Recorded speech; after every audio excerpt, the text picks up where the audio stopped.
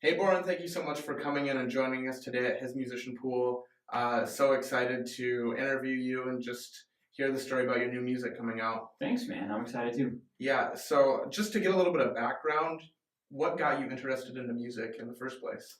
Growing up, it was funny. I actually didn't really have any appeal for music. I had friends that, liked Britney Spears and NSYNC and stuff, but I never really was terribly interested in music until my little sister got a cheap Walmart acoustic guitar for her birthday.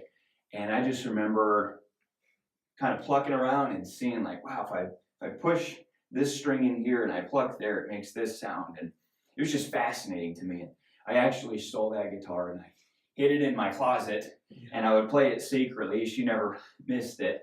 And that year, I just begged my parents for a new electric guitar for Christmas. That's all I wanted, and it was all downhill from there. And so this is when you started. How old were you when you started? I was 12 years old. 12 years old? Yeah, 12 Very years cool. old. And what, aside from this awesome Walmart guitar, influenced you musically to kind of, what are your influences? What were you listening to?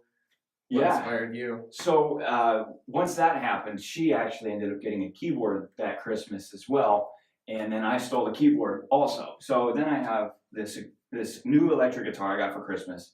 I have her keyboard that she got for Christmas, and I'm starting to figure out like it's a whole lot more than just pushing the string down. Like certain notes actually go together, and there's rhythm and there's melody and harmony. And then I started listening to music, from metal music like Metallica and old rock like Styx and Rush and Guns N' Roses, to everything like Beethoven. And I started turning on classical music on the radio, and I was fascinated with just how all this stuff would be happening in this music, and wondering like, how does someone put all that together and make this noise so appealing and so moving.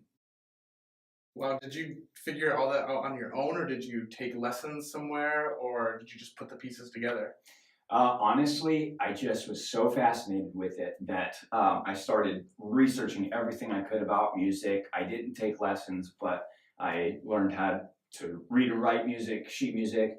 I learned music theory. I picked up every instrument that I could, whether it was, like a typical band instrument like drums or a flute, whatever I could get a hold of. I wanted to understand that instrument. And as it kind of progressed, it was more about the fact that I just wanted to put all these sounds together, make music. And so that in and of itself was just a driving force in getting me to learn it.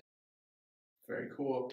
And so music's a huge part of your life. Do you do anything else besides playing music? Yeah, music is the main thing, but I'm a big outdoors fanatic. I love camping, I love hiking, I love just getting out and exploring. Also a big gamer, so I like to play video games when I'm not doing something else. So that and movies, big movie fan. So I'm always in the movie theaters when you got new big blockbuster films coming out. So especially Marvel. I'm a big Marvel fan as well. So moving into what you're doing now, what is Assay? Assay is a music project. It's kind of like a band, but I'm the only member. And so it's more like a music project. And really it's just me expressing a lot of kind of musical feelings and tastes that I've wanted to incorporate in music for a long time. So really an explorative music project is what Assay is. Very cool. So you mentioned that Assay isn't a band, but do you intend to add other members to it in the future? Yeah, it's a big hope actually. In the future, after I've got some releases out and stuff, I would definitely like to do some live touring and get other musicians on board that can contribute entirely different feels and voices into it. So yeah, definitely a big hope for the future. On December 1st, Assay released its first single, Qualis. Yeah. What inspired you to write Qualis? Well, it was a couple of years ago that it actually really started, and it started with one of the main lines in it, in the bridge actually. It says, "What is truth when it's unseen, when perception is tearing at the seams?" Kind of a poetic language there, and then the other line that I just knew was going to be incorporated, and it actually became the chorus, was, "There's an enigma here." And it's just the fascination with truth, but particularly in truth that's unseen or unnoticed. It's like,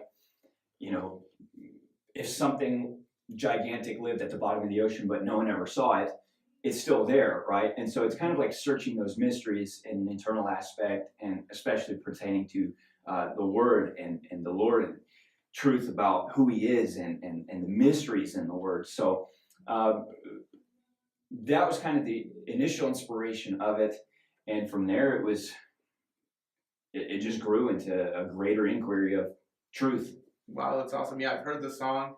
Absolutely fantastic. I love all the different instruments and dynamics and vocals. Now, who recorded all those instruments? I did. Okay. Yeah. So, yeah, drums, bass, guitar, vocals, all that, keys, and then like obviously I didn't do the whole stringed arrangements that are found in it and stuff, and some of the cool stuff. It was all MIDI that I did, but yeah, that was all. But you still wrote all these different instrument parts, vocal parts. Yeah. What was that writing process like?